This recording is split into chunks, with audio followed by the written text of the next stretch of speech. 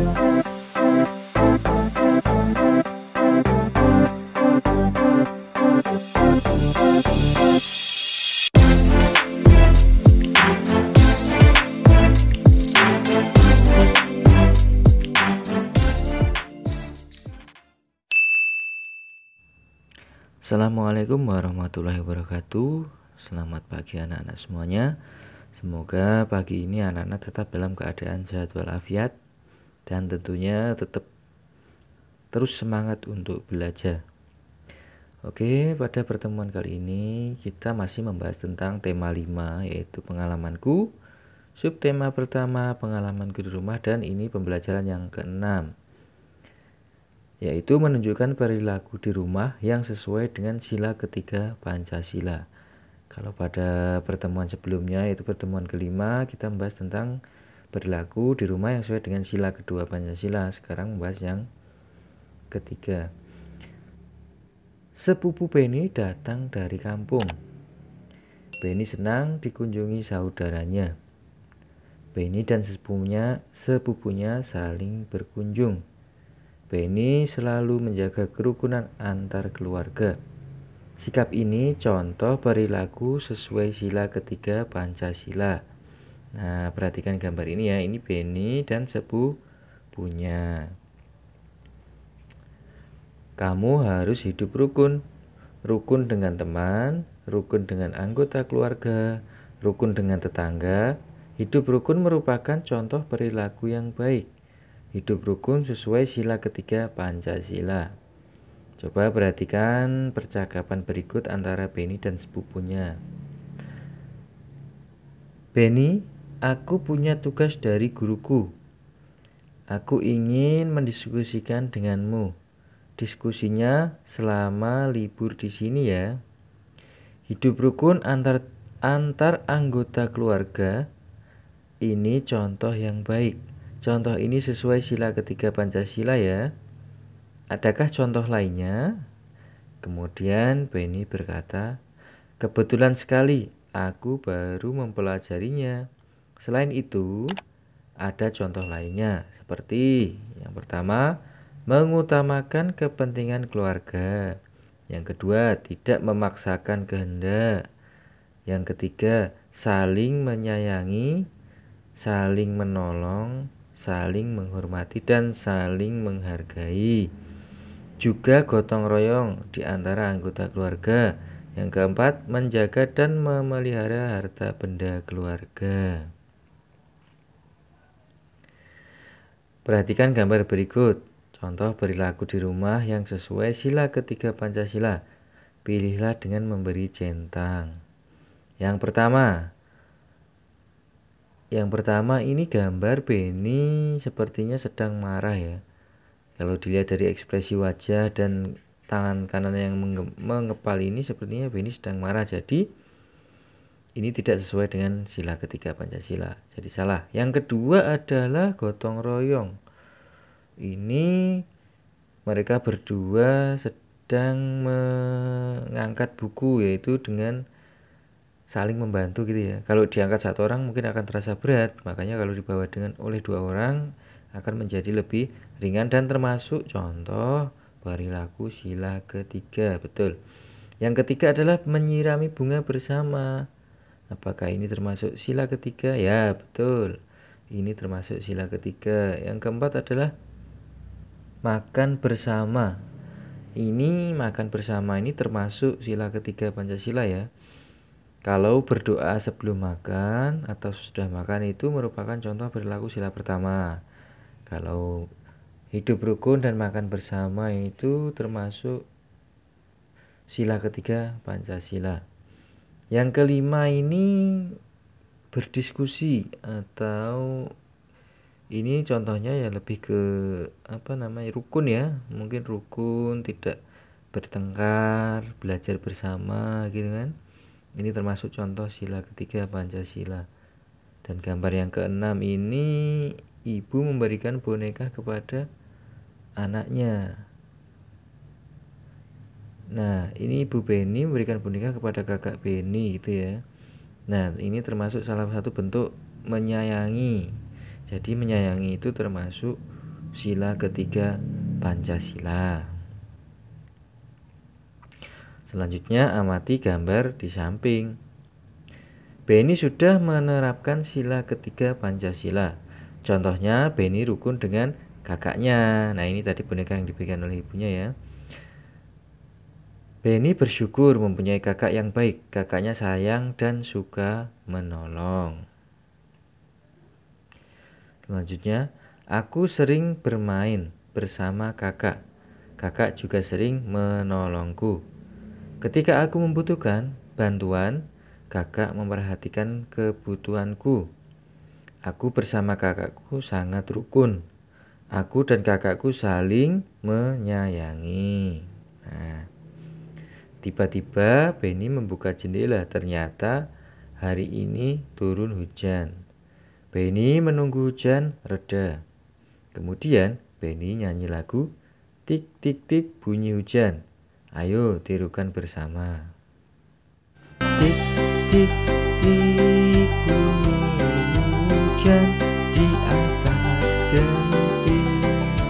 Airnya turun tidak terkira.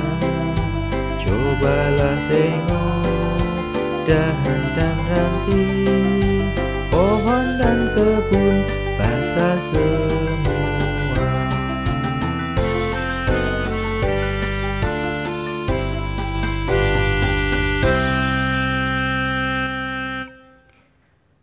Demikian tadi lagu Tik Tik Bunyi Hujan ya, ciptaan Ibu Sud. Selanjutnya, sepupu Beni membaca puisi. Puisi tentang hujan. Dengarkan dengan seksama. Judul puisinya Hujan. Hujan. Hujan di mana-mana. Di jalan, di halaman, semua basah. Hujan, hujan tak henti-henti. Hujan, hujan lebat sekali. Hujan, hujan bukan kepalang. Di sana dan di sini air tergenang. Hujan, hujan belum berhenti. Hujan, hujan sepanjang hari. Setelah mendengarkan lagu Tik Tik Bunyi Hujan dan kemudian puisi tentang hujan, nah, carilah makna dari kata-kata berikut. Coba nanti anak-anak cari makna dari kata-kata berikut. Yang pertama adalah basah.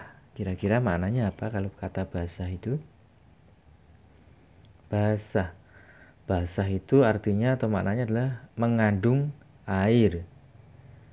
Seperti misalkan pakaian basah, berarti pakaian itu masih mengandung air, belum kering gitu kan. Kemudian yang kedua adalah lebat. Apa itu lebat? Lebat itu maknanya atau artinya adalah deras dan banyak. Deras itu untuk hujan ya, hujan yang lebat berarti hujannya itu deras. Dan banyak, maksudnya airnya itu banyak. Kemudian kalau untuk bisa juga untuk misalkan mengibaratkan sebuah pohon yang berdaun lebat, berarti daunnya banyak gitu kan. Kemudian yang ketiga adalah berhenti. Berhenti itu artinya apa? Berhenti itu tidak bergerak. Maknanya berhenti itu tidak bergerak. Kemudian kepalang. Kepalang itu artinya kira-kira apa ya? Kepalang. Tanggung, tidak cukup atau kurang. Maksudnya tanggung itu ya nanggung gitu loh, kurang sedikit atau kadang-kadang kurang sedikit aja udah tidak mencukupi gitu loh, tanggung. Kemudian yang terakhir ya tergenang. Tergenang itu artinya misalkan seperti air kok menggenang berarti terhenti atau tidak mengalir ya. Misalkan air tergenang berarti terhenti mengalir. Jadi air itu mungkin seperti di suatu bendungan itu kan tidak mengalir, jadi menggenang gitu kan, tergenang. Jadi dia tidak mengalir atau terhenti mengalir. Selanjutnya, kamu telah belajar tentang puisi. Sekarang perhatikan benda di rumahmu. Apakah di rumahmu ada penggaris? Adakah meteran? Adakah jangka sorong? Adakah mikrometer skrup? Perhatikan percakapan berikut antara Benny dan kakaknya. Lihat, panjang jendela rumahmu. Kamu dapat mengukurnya dengan penggaris atau meteran. Coba sebutkan alat ukur panjang lainnya. Benny menjawab, penggaris dan meteran adalah alat ukur panjang.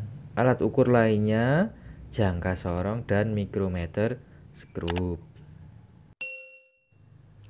Selanjutnya, perhatikan gambar berikut. Sebutkan alat untuk mengukurnya.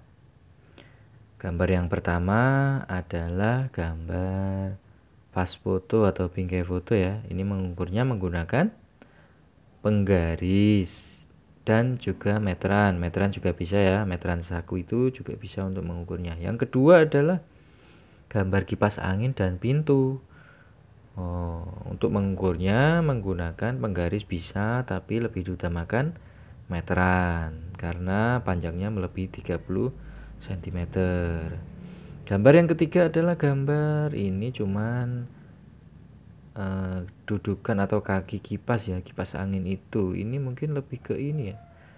Dengan meteran bisa, tapi mungkin ini yang maksudnya suruh mengukur yang bulat ini ya, mungkin yang tengah itu ya bisa menggunakan jangka sorong ya.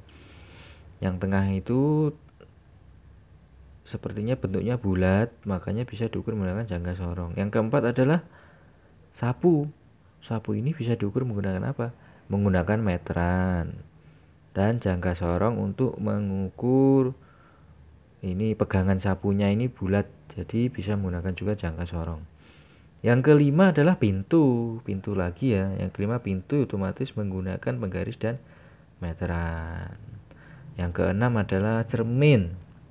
Ini lebih ke cerminnya atau lebih ke fotonya ya? Cermin lah ya. Nah, ini bisa menggunakan penggaris dan juga meteran. Meteran saku ya. Yang ketujuh adalah ini box. Mungkin ini adalah untuk pembungkus kado ya. Jadi menggunakan penggaris dan juga meteran. Yang kedelapan adalah pagar. Ingat kemarin pagar ya.